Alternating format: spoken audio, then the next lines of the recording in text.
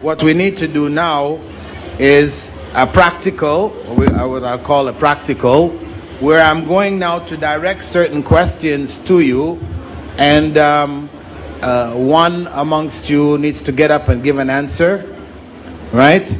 I will then help you with your answer, okay? So right now, I want one male to get up now and stand in front of the microphone. So the question is going to come to you. Okay, go ahead, stand in front of the microphone. And one female to take the microphone. So you can't switch it. The question comes, you have to answer it. All right? First question. Has the sister got the microphone?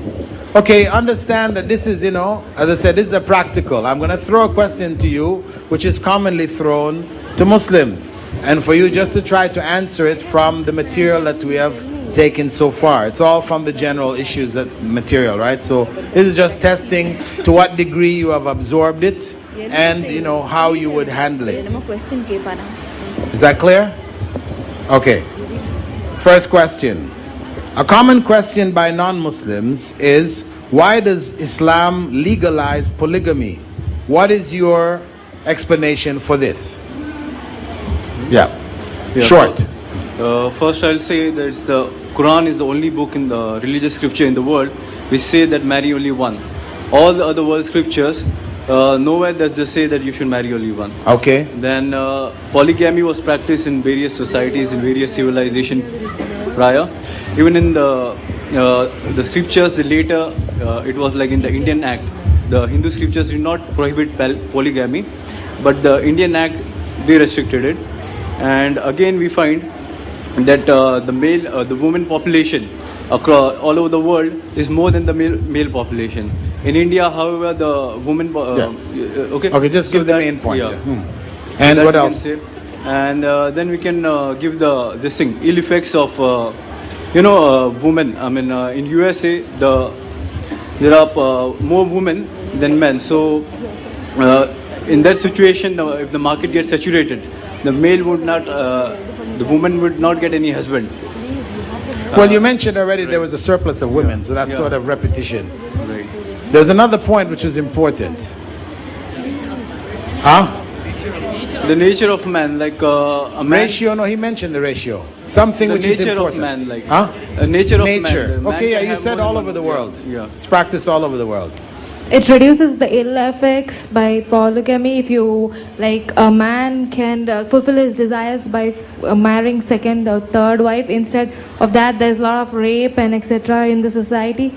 Is that the other point? No. They don't want to take the responsibility. They just want to take the easy way out. No. Remember, the question is, why does Islam legalize polygamy? Now, I gave you a lot of information. You don't want to just throw out information back at them. You want information that is directed and focused at the question. Why does Islam legalize polygamy? Okay, as brother is saying, I mean, this was mentioned by the brother already, sort of, that Islam was not the first to legalize polygamy. Polygamy was already in practice. What Islam did instead was? Legalized. Huh? No, permission. It restricted. Oh. Huh? Polygamy was already practiced around the world. Islam did not legalize polygamy. It restricted polygamy. You brought the example of, it's the only one that says one. But, I mean, that is not really addressing the point here. Why does Islam legalize polygamy? So we say to that question, we try to make our answers directed to the question itself. I gave you a whole list of information. That's not for the same question. These are for different aspects of that question. If somebody asks further this, then you go into that. If you ask further that, so you should always try to keep your question, your answers, responses, direct to the point of the question. Why did Islam legalize polygamy? We say Islam did not legalize polygamy first and foremost. This was already in practice around the whole world. Islam really limited polygamy. So that's the main point. We clarify that misunderstanding. Misunderstanding with them is what? That polygamy was prohibited everywhere in the world, and Islam said it's now legal but this is not the truth. So that is really our focused answer. If they want to go further, then you deal with further issues. Okay? Okay, next person from the women's side. Question? Somebody got the mic? Yeah. Huh? Ready to answer? Some people may say, I believe that no one can love two persons equally. So why marry another one? How are you going to answer this? I'll read it again. I believe that no one can love two persons equally. So why marry another one? How are you going to answer this? Emotions are not in anybody's control, but they can give equal treatment to both of them. Okay, emotions are not in people's control, but we can give equal treatment to both of them. All right, but they would say, but since you can't love both, right? We're not talking about equal treatment here. Since you can't love both, then why take on two? Just being equal in your treatment, that doesn't substitute for not loving them equally. What would you say to that? Sister? Because it legalizes the relationship with the second woman. No, why should we marry? Okay. You could say, better to have a second wife rather than commit adultery, and you don't love them equally, but you are fair to both of them. You could say from that perspective, that's still a better circumstance, right? But the other point that we can raise is that you have two children. Do you love them equally? You have two brothers. Do you love them equally? You have your mother and father. Do you love them equally? So the reality is you don't love any of these people equally, but you love them. Right? So the requirement on us is not necessarily to love equally, but that we love and are fair. Fairness is what is required. Okay? A male, come up and take the microphone.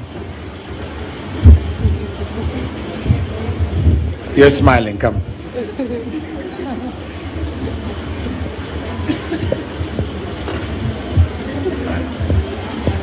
If someone asked, how come Muslim men can divorce their wives so easily? They only have to say, I divorce you 3 times. Isn't that unfair and unjust to married women? How would you correct this misunderstanding? Is it not very easy to divorce in Islam? But it is a general misconception that if I say I divorce 3 times, that is divorce. But there are some procedures in which, suppose the woman has to stay in the husband's house when he declared divorce till 2 menstrual period. Okay, the main point that you want to say here is that it is not simply to say I divorced 3 times that they're divorced. So then you'll have to bring the points that I mentioned before to clarify that there are procedures. You said there are procedures, it's not so simple. Okay. The other point that we should also mention with regards to the ease of divorce. What is the other point? The ease of marriage. Huh? The ease of marriage. The ease of marriage. That marriage is relatively simple. A person says, I do. So why should ending that contract be, saying I don't, why should it be made unnecessarily complicated? Right? Okay, that was it. To the women's side, there's the microphone to somebody else now. To anybody. Just take the microphone. Don't be shy. This is just for your own practice. Just you have it in your hand. Don't pass it back. Just answer it. It's not a momentarily decision. There's a lot of factors that need to be met before such an Yeah, actually, I'm not asking the question anymore. I'm giving you a different question. Okay, you have it? Ready? How would you reply to a non-Muslim who asked, why do men in Islam get more inheritance than women? Somebody else? The person with the microphone, please answer it. No, you're passing the microphone around. You see, I wanted the person who had the microphone to try to answer it.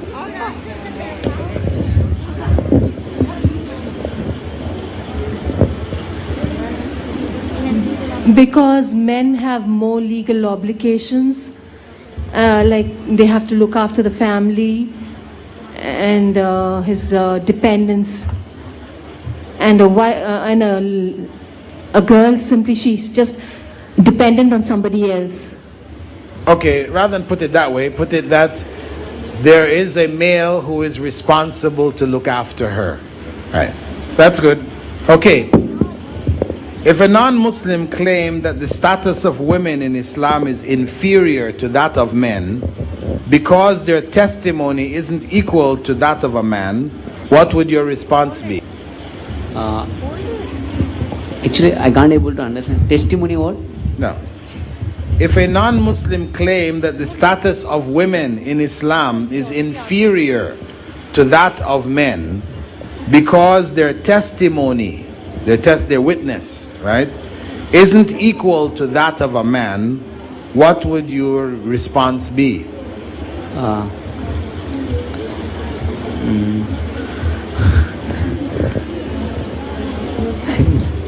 I'm very nervous. You're nervous? Okay. Next. Go ahead. Tip for Dawah, you have to get over your nervousness. Okay. The question again, please.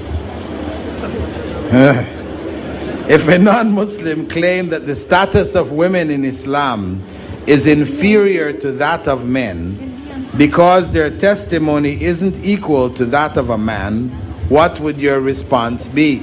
This is not in all the situations. This is just for specific situations where men are deemed to have more expertise than women. For example, as in business, where the norm is that males have more expertise and females do not have that kind of expertise. In that case, a female witnesses, you require 2 female witnesses. But in other situations, like for example, the example you gave of breastfeeding, 1 female witness is enough. Okay, good answer. Now, back follow-up question. If they said to you after that, but women today have business expertise, so why can't we then accept 1 witness? Okay, today's society, what society is following today is not the normal attitude. This is a majority only in cities, in major cities, but even if you see in developed countries like England or America for that matter, you see in the countryside that people still follow what Allah has prescribed for us. And that is a normal thing. Today women working in these situations, and I would quote the example you gave, wherein people like, the World War I example and World War II example and all that, how this situation has become abnormal that leads business women. Okay, business women. So the main point is that you stress to them that this is an abnormal situation. It's not the norm. And it is only limited to certain parts of the world. The majority of the world still follow the normal pattern of women looking after the home, men outside doing business. That's the norm. Okay, to the sisters, somebody pass the microphone on to somebody else now. Who has the microphone, please? Okay, you have the microphone. A Christian may argue that there are plenty of okay, this is not covered already. Non-Muslims often ask, why do Muslim women have to cover their heads? What would you say to this? I would say that how in Hinduism, I would say that it is the modesty of the women in Islam to cover themselves. The modesty of women in Islam. Okay, and their question was, why do Muslim women have to cover their heads? That was what your main answer here, where you have to start from, is because God commanded it, right? Okay. This is why we have to cover, because God has commanded us to do so. But He explained why we have to do so. And that's when you bring your 2 points, because they'll ask you then why. So why do you have to do so? You've opened up for them to ask you the other question. Why do you have to do so? Could you give the main 2 points, please? Go ahead, the same one with the mic. Could you answer the main 2 points? For the thing that you'll be, it's like a shield for the women to be covered. Shield from what? Shield from the other men. Yeah, that's kind of vague, you know. Like, it'll protect you from being molested and unwanted remarks. Okay, unwanted advances. Yeah, you could say unwanted advances from men. Okay, and you will have your own identity of being a Muslim. You'll be respected for how you are because you're following what has been told. Well, although we said that, what was the second purpose of the dress? Somebody else answer, please. Pass it on. Second purpose of the dress. It is to show the men that you are off limits. That is, we are different. You cannot approach us. Okay, so our dress, the dress then becomes, as we said, a fashion statement. It is a statement about who we are and what we stand for. Right? So let the society know that we are modest, chaste women who are not interested in such things. Okay. To the men who will stand up.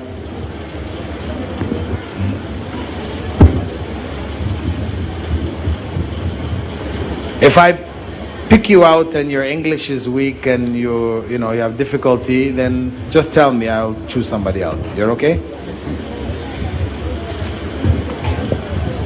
A common question asked by non-Muslim women is, how come Muslim women cannot display their beauty when God made them beautiful to attract men? And why did God make them beautiful? To attract men.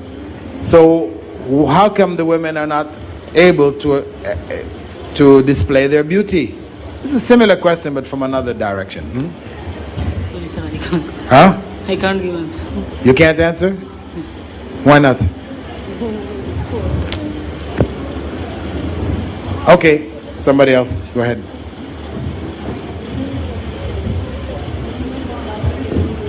She can in fact display her beauty to her husband, to her close family, and within her female sisters. Okay, it's good. Stay there. The good point that they are making a generalization that she can't display her beauty to men. So he said, no, she can display her beauty to men, but it is to a restricted group of men. So their next question would be, why only those men? Because to prevent yourself from the various other consequences like not wearing hijab and all, being molested or being evoking illicit feelings of other men. Yeah, okay. The point is that when you attract men, you're also attracting their advances. And you don't want those advances, right? You don't want the consequence of those advances, so that's why you're limited to the group who can appreciate your beauty without harm coming along with it. Good. Thank you. To the women, you have another point? If so, then she would become a woman of mass distraction. A woman of mass destruction. Okay. All right. I would like to add a point here, if you allow me to. Please. I would explain to that person about a rose or any flower which has attractive petals. And it is there to attract the bee. Okay. And if it has the scent and the flower and the color, it has to allow the bee to sit on it. All right. Otherwise, it's not supposed to have the scent and the color and the attractiveness. All right. So, I mean, the point you're trying to say here is that If once you attract, you should be ready for the consequence. Yes. Right. Good point. Good point. Okay, on to another sister who hasn't answered. Yes.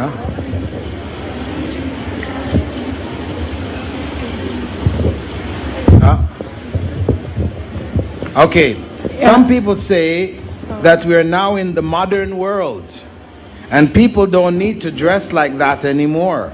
How would you respond to this observation? What I didn't hear the question. Answer. Who's got the microphone, please? Answer. No. Repeat the question.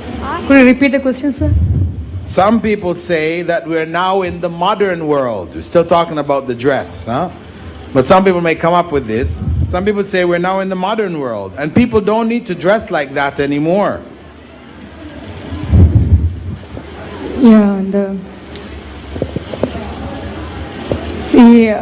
in the earlier ages, people were not dressed up like what the people are wearing in Western countries now. So when they were dressed up very well, when they were covering their whole body, like they were, they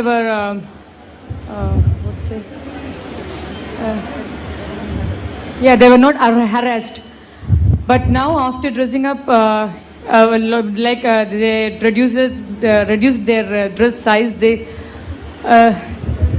are being molested or harassed by others. So can we say that? Well, the crime rate has gone high now. Yeah, but this is not addressing their question.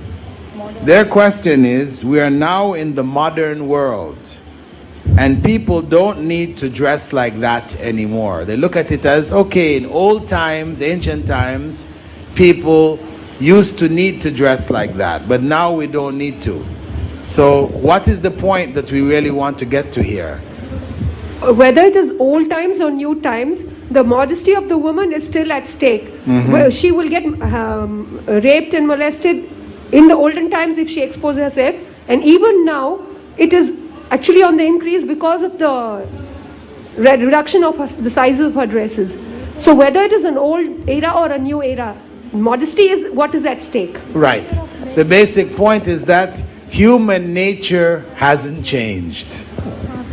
Human nature hasn't changed. Ancient times, modern times, it's the same human nature. And this is why Allah, God, prescribed for women to cover themselves from ancient times, and that law will remain until the last day on the face of this earth. Okay, this is a common question that people raise with regards to Islamic teachings, Islamic law, etc. You want to go back to 1,400 years ago? You want to apply laws that were discovered or was revealed at that time? We're now, in the 21st century. We need something that matches the 21st century human being. But we say it's the same human being. The same human being. The desires of human beings, the jealousies, the loves, the various emotions of human beings have not changed.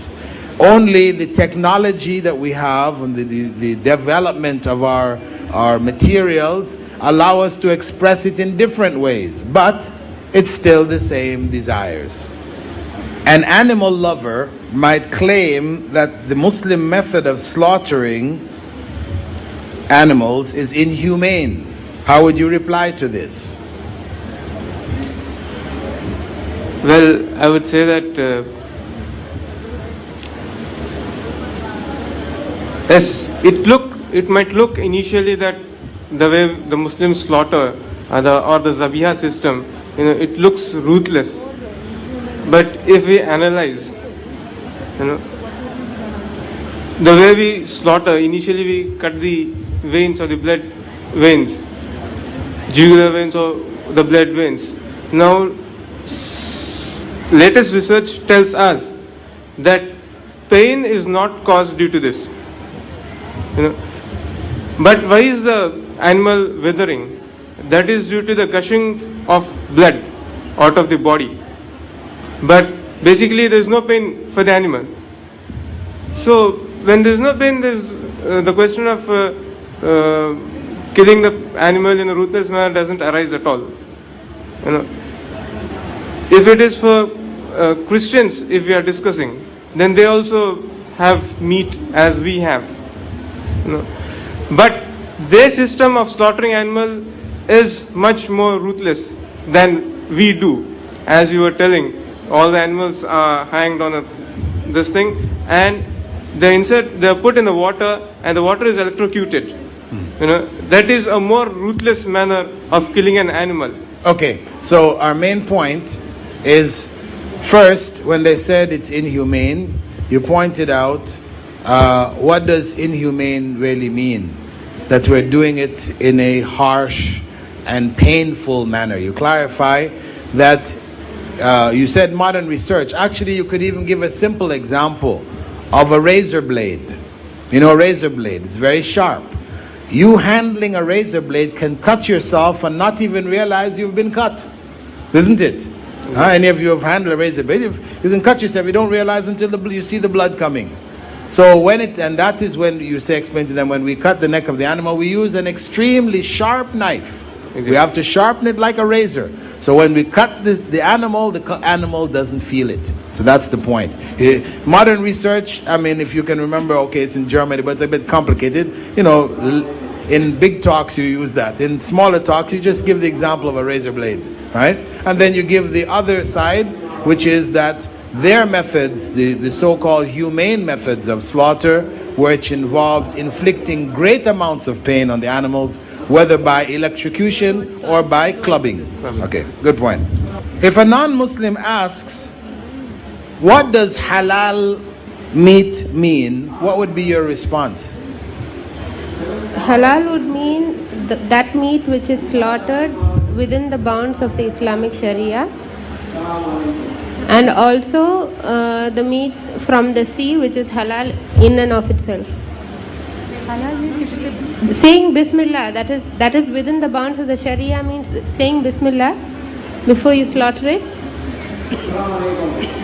That is Bismillah, saying in the name of Allah in a more in the manner in which they will understand. That is saying in the name of Allah would make that meat halal. Yeah, remember now, you're talking, this is a tester, you're talking to a non-Muslim, right? You're talking to a non-Muslim. You want them to understand what you're trying to say. So now you have to remove any of our technical terms that we use. Okay, so try to explain it again. Remember, it's a non-Muslim you're talking to. What does halal meat mean? Halal meat means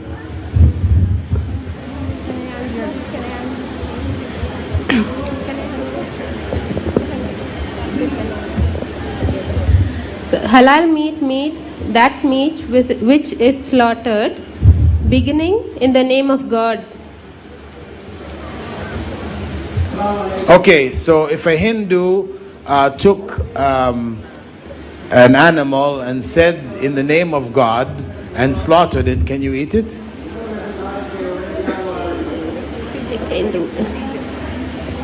Can you? No.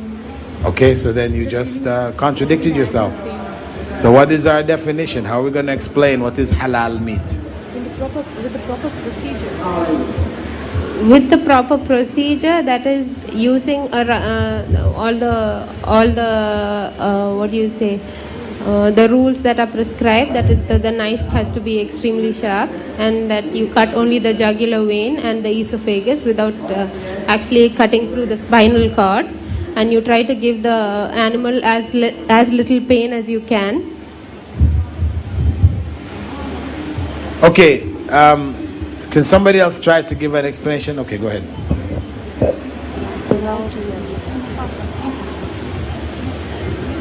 Non-Muslim asks you, what does halal meat mean? Our God has permitted us to eat some meat and forbidden some other meat not to eat. And moreover, the meat has to be slaughtered in a manner which prescribed by our God. This is halal meat. Okay. As he said, because halal means permissible, what is permissible to eat. So it may not involve slaughter, right? Because there's some animals which are like the pig, the dog, and certain birds and other animals which we can't eat, which are not halal. So halal doesn't necessarily include slaughter. We have to give, when we give, we're talking about now explaining Islam to others in as precise terms as we can without mixing in our own terminology. Because when we're speaking, we have to be careful that we don't speak as if we're speaking to a Muslim. So as he said, it is meat which God has made permissible for Muslims to eat. We say it is some animals which there's some animals which we cannot eat, period, under any circumstance, unless our life is threatened. We may eat it to live, to survive.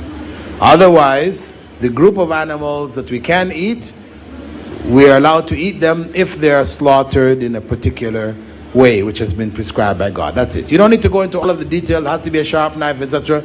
If they ask you further, then how is the Muslim way of slaughtering? Then you're going to say, well, we use this sharp knife and so on, so on, so on. So, yeah, that's good. Okay, question to the men who will get up and answer here now. Somebody, just don't be shy.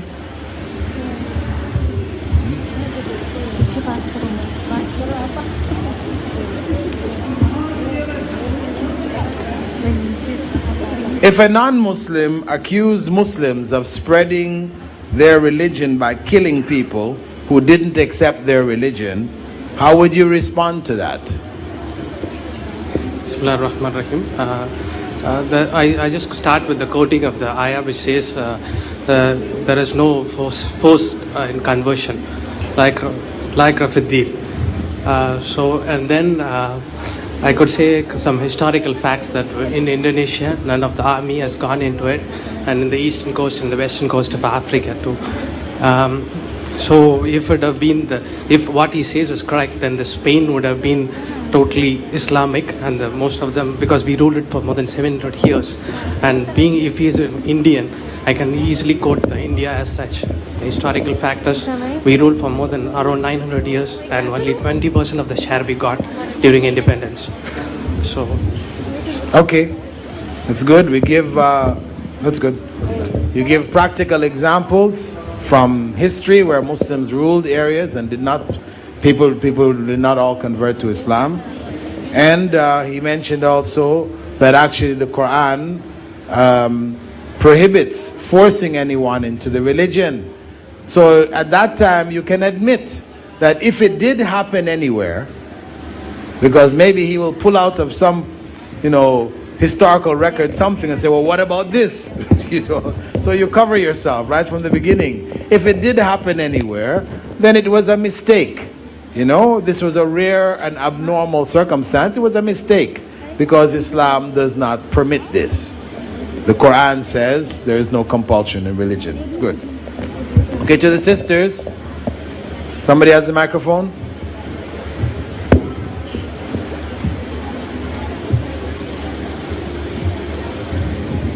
See, you shouldn't be shy about taking the microphone and trying to answer, because, when the situation of da'wah comes, you're not going to have a chance to pass the microphone on to anybody. Somebody asks you a question, and you just have to deal with that question. You guys are looking around for somebody else to give the microphone to, So just take it and try. If you can't, then you pass it to somebody else.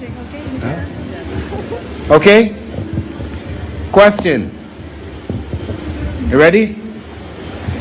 A person may say that there is no compulsion in religion, but Muslim parents force their children to accept Islam. How would you answer this accusation?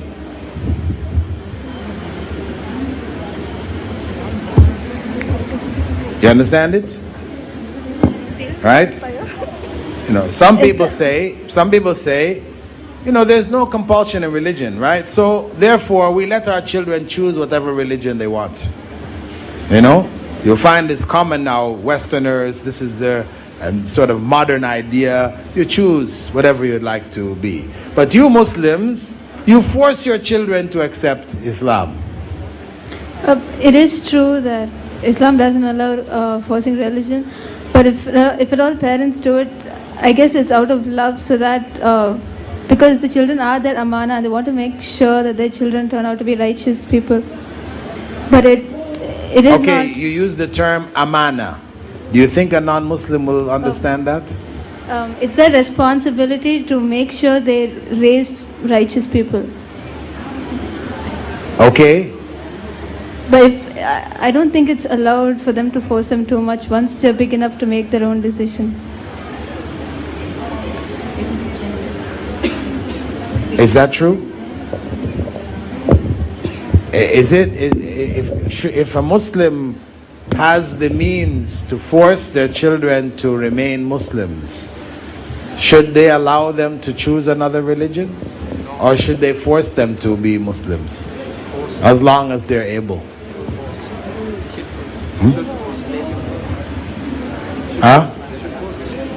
We should, as long as we're able, we should force them. We're in a position of authority, we should enforce that law. Why? Because Islam we believe to be the truth. So when people take a liberal attitude towards religion, that really it doesn't matter what religion you follow, they can say to their children, choose what you want. Because that's they're coming from a different background, a different perspective. They're oftentimes in doubt about their own religion. Okay? Whereas from the Muslim perspective, we believe that Islam is the truth. So to say we are going to just give our children free rein to do falsehood, to do things which are harmful, which will destroy them, no. The parent, in the same way we will stop the children in their play, in their activities.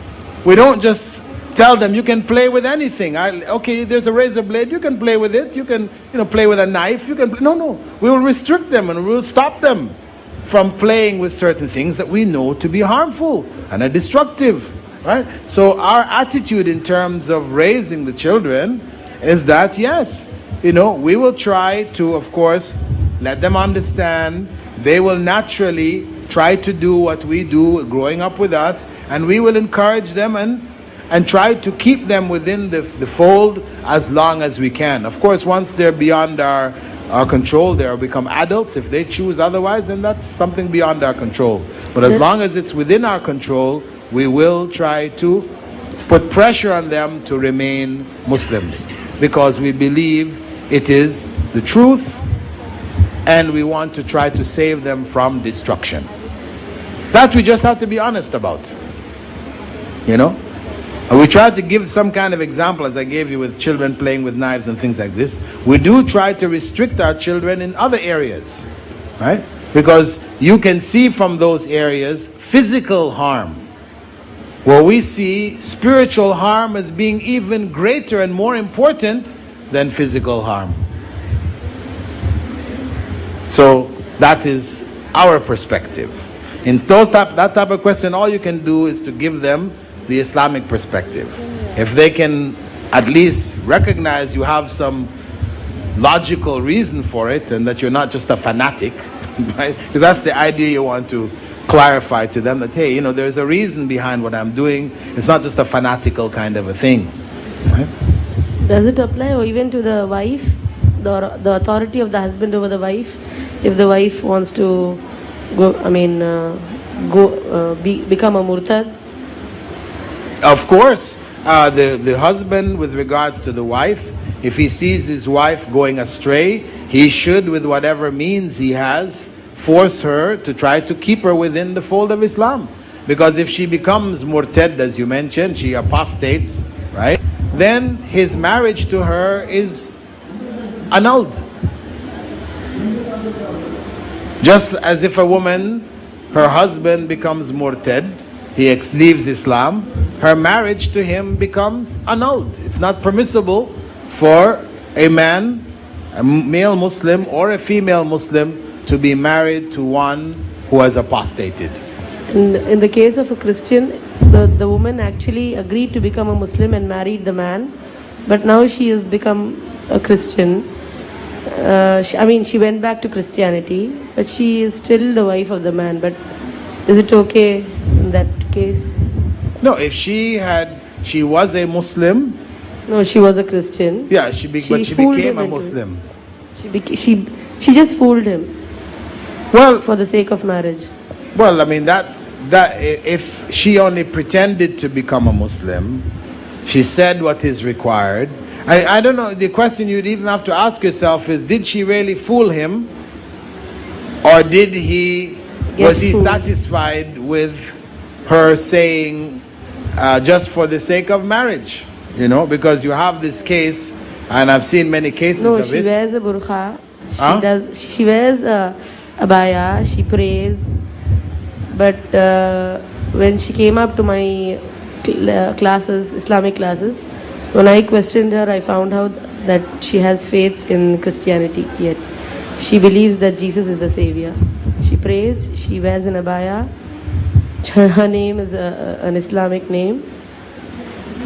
And the husband doesn't know this. He doesn't know this. Well, of course, then you should inform the husband. He should know it. I mean, before, I would say, try to help her first. You know, try to sit her down and to clarify these things and let her reach the truth. But if she refuses in the end, after you've made your attempts, then you must inform the husband. You know, if it matters to him. Right? If it matters to him. And then you have to clarify, was this ever made clear to her? You know, did she really understand? Because maybe people only focused on La ilaha illallah, you know, that there's no God worthy of worship but Allah. Okay, so you worship Allah. And Muhammad ﷺ was a messenger of Allah. But they didn't go into, who was Jesus? Because usually myself, when somebody comes from a Christian background, they say, I want to accept Islam. That's the first thing I ask them. You know, who is Jesus in Islam? Because that is their area of confusion. So you need to get that clear. And sometimes people ignore that and just focus on the other part of La ilaha illallah, right? Muhammad Rasulullah, which could be accepted, and the person still has in the back of their mind that Jesus is the Savior. So we have to look back to see where the mistake was. Maybe it was that they didn't explain to her properly, right, from the very beginning. So she accepted based on what they presented to her. Alhamdulillahi Rabbil Alameen. Wassalatu wassalam ala Rasulil Kareem. Wa ala ali wa ashabi. Wa man istannad bi sunnatihi ila yawmiddin. All praise is due to Allah, and may Allah's peace and blessings be on the last Prophet Muhammad sallallahu alayhi wa sallam, and on all those who follow the path of righteousness until the last day.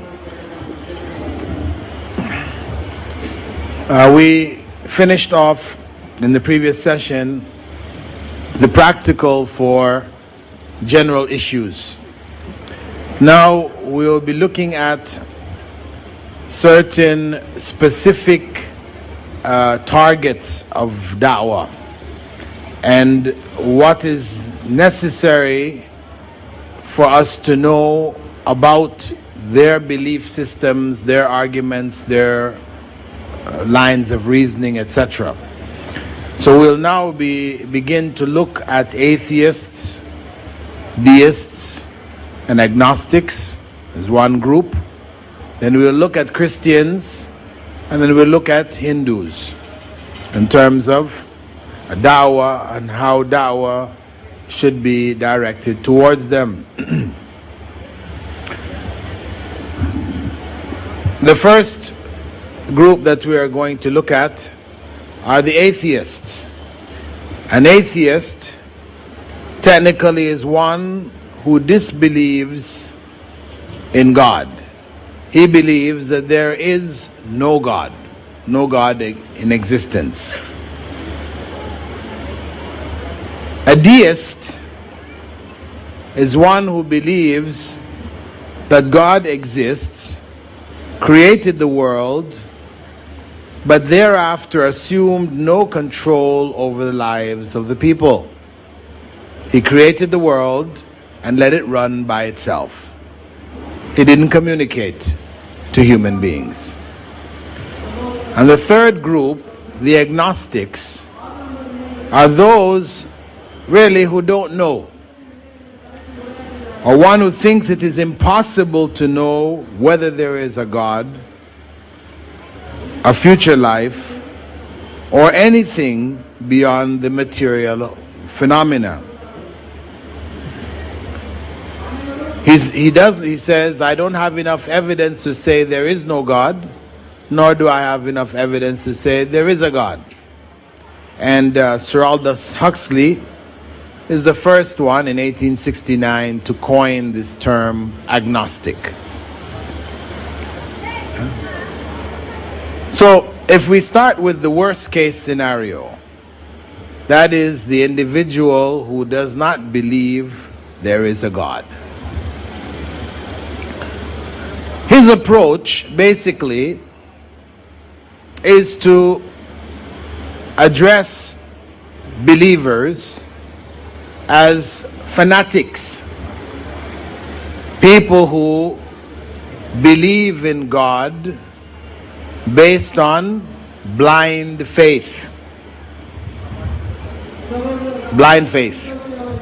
Not logic and reason, but blind faith. Whereas his or her disbelief, atheism, is based on reason, logic. That's how they usually present it. However, in dealing with atheists, we need to establish the point to them that belief in God is in fact logical and reasonable, and that it is the disbelief in God which is illogical and unreasonable and based on blind faith. We turn the tables around. How? First and foremost, we can point out to them that if belief in God was illogical, then the founders of logic, who are the people who are referred to as the founders of logic?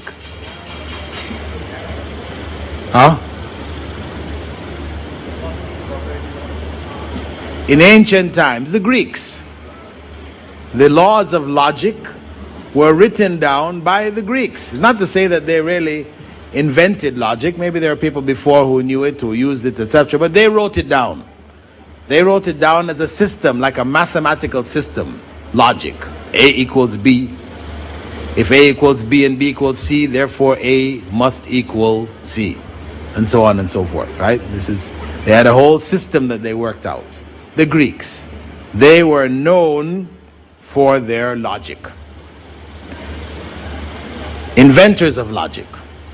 So, how is it then that Plato and Aristotle, the leading thinkers amongst the Greeks, concluded, using logic and reason, that there must be a God? Right? Plato and Aristotle both held the position that there must be a God. So if it was so logical and reasonable not to believe in God, then how did they get there? Right? So we're saying then that, in fact, logic and reason should take you to the belief in God.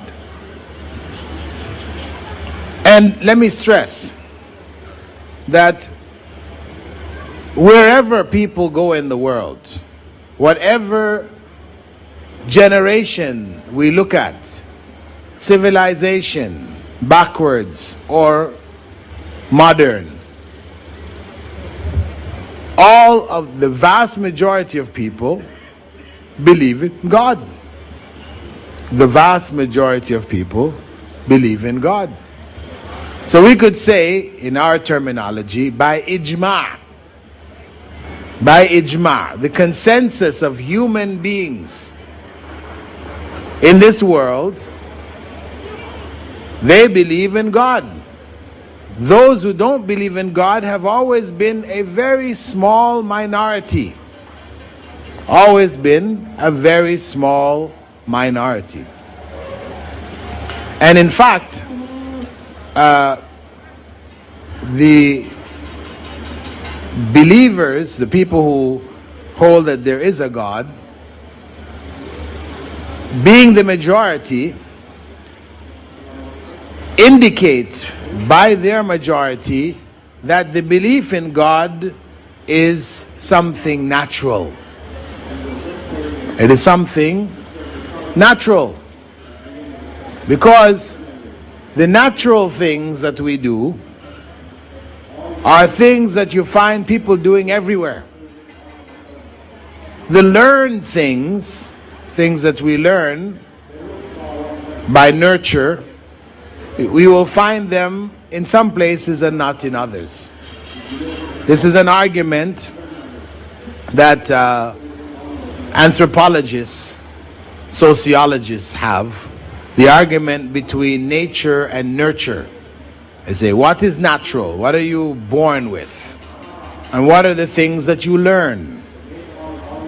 You're born with a desire to eat, but you learn the types of food to eat, how to eat, with knife and fork or whatever, or spoon, or these are the things you learn. But you don't have to learn to eat, right? You don't have to learn to want to eat.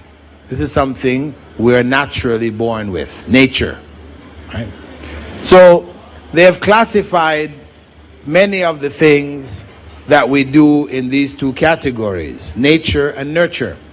Belief in God, traditionally anthropologists classify that as nurture. We believe in God because the society we're born in believes in God, and it's something inherited. We're taught this. It's not something natural. However, some British scientists, looking at the ijma' of human society, studying societies of the past and the present, ancient, modern, primitive, all over the world, they found people having this belief in God. They posited some years back that perhaps belief in God was natural. Of course, when they made this suggestion, they were laughed out of the scientific conferences that they made the proposal in. The scientists scoffed at it. This was nonsense. Who would dare to say this? After so many years of believing that it was by nurture, Freud and Durkheim and other psychiatrists and sociologists had already explained where the belief in God came from certain human complexes and all this kind of stuff. How could somebody come around now and say it's natural? Well, they argued, but it's everywhere. And this is the sign of it being natural. Anyway, what happened following that was in 1997, scientists at the University of California, neuroscientists studying the brains of people who had abnormalities in their brain activity, people who had seizures and strokes and these kind of things. They were studying the brains of different people, living people, probing, testing, recording data, etc. At the University of California at San Diego, they discovered that there was a portion in the brain, in the frontal lobe, which whenever this was stimulated, or whenever people had religious experiences, it was stimulated. It seemed that it was the focal point of religious belief, meaning that if they had a seizure and the seizure affected this part of their brain, they would feel this overwhelming consciousness of God and feeling about God and things like this. Right?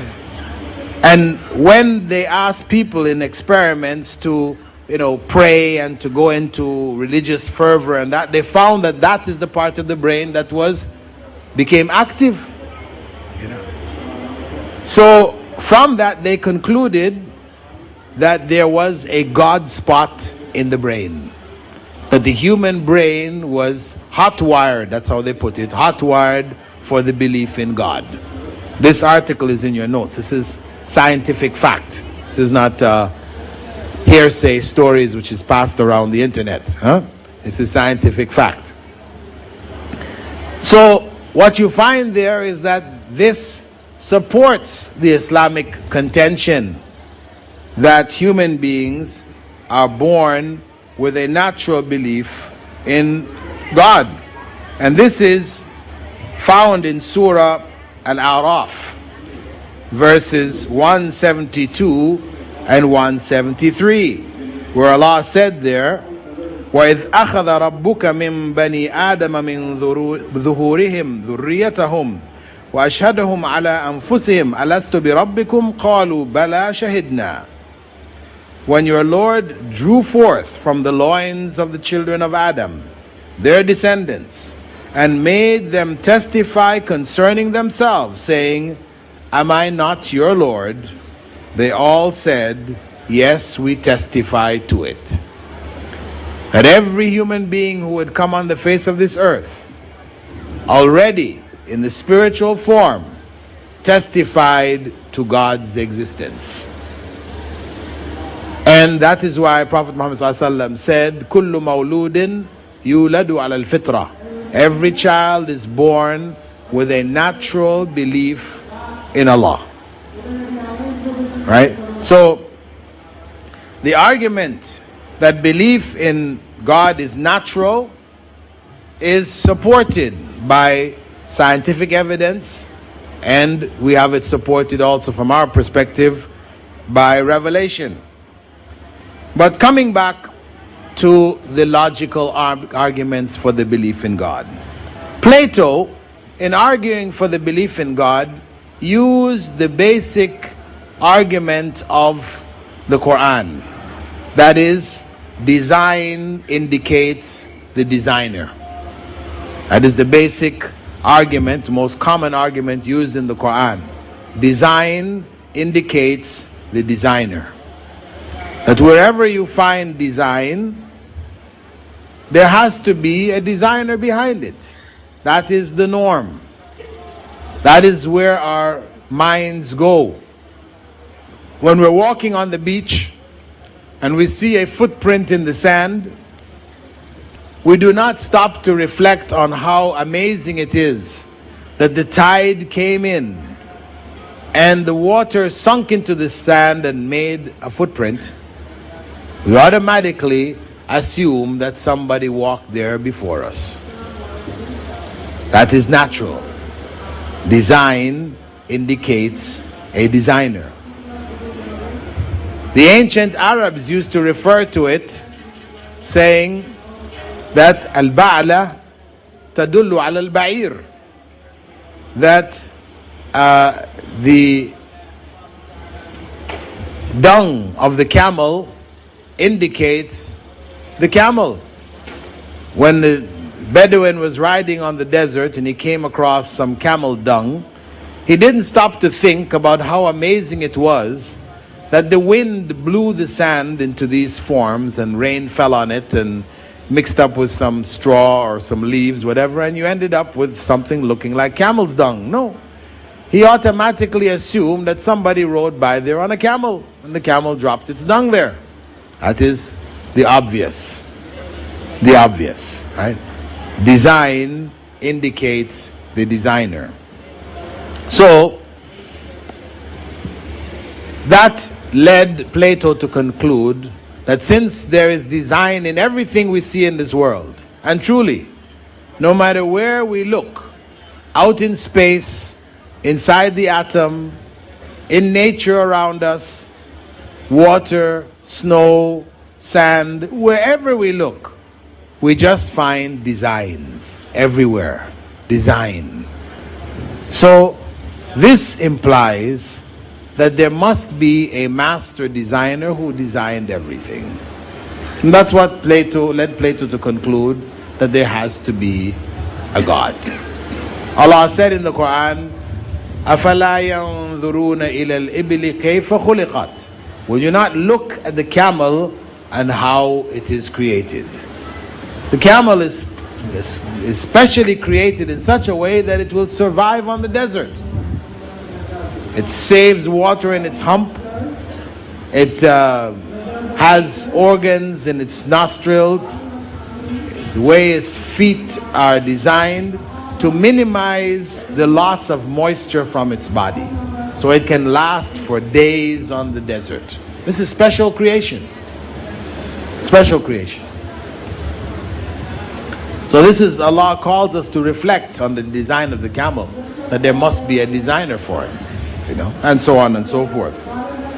So the argument from design, as we said, is the most common argument used in the Quran. What is the response of the atheist to the argument from design? What does he say? What does the atheist say? Huh? Design came by itself. The design came by itself. They usually say it came by accident. The design came by accident. It was accidental. That if you have enough accidents, that design will happen. Meaning, you know, you take a pail of paint and you throw it against the wall.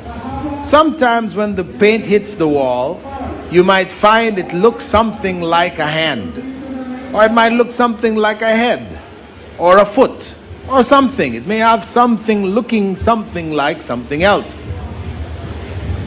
By accident.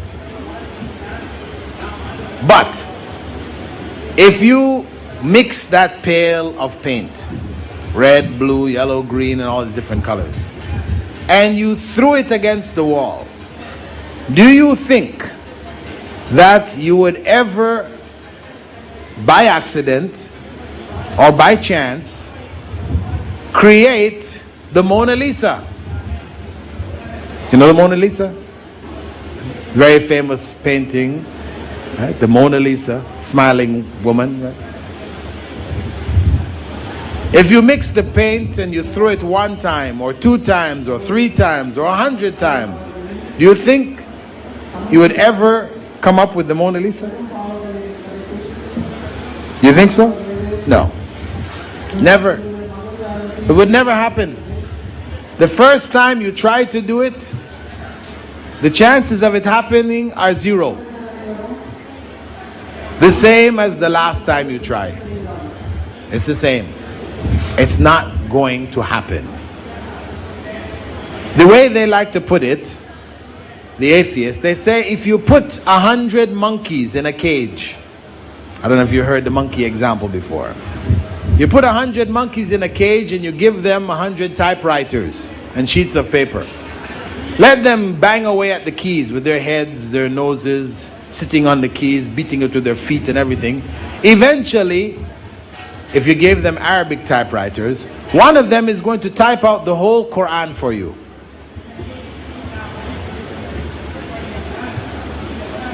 If you give them an unlimited amount of time, eventually one of them is going to type out the whole Quran. Just banging away at those keys. What are the chances of that? You say 0. Each time the monkey tries, the chances are 0. No way. What happens when you present this to the atheist? The atheist will say, but mathematicians and scientists, they say that the chance of this happening is 1 to the minus 0.000, or maybe they put 1,000,000 zeros after it. But they say there still is a chance.